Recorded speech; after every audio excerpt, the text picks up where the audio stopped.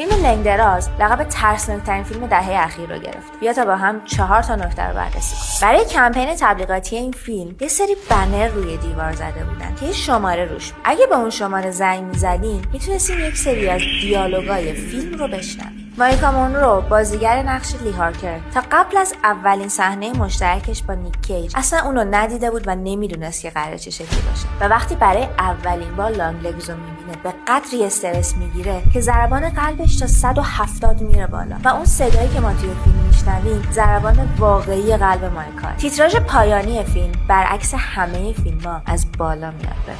خیلی‌ها بر این نظرن که پایان فیلم نشون دهنده اینه که لی قراره بقیه راه لانگلگز رو پیش بگیره. اما بر طبق گفته خود کارگردان مجازات اصلی لی کشتن مادرش بوده و شیطان با اون چیزی که میخواسته رسیده. اما اینکه در نهایت چه بلایی سر اون عروسک و اون دختر بچه میاد از نظر کارگردان مهم نبود.